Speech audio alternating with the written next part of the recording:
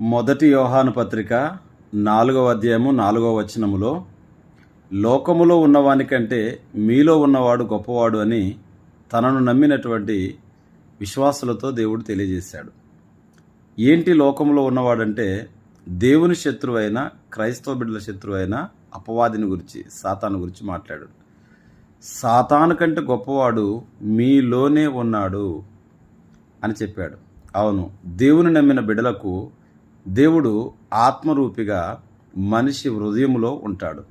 మీ దేహమే దేవాలయం అని చెప్పాడు. అంటే దేవుడు నివసించు ఆలయం.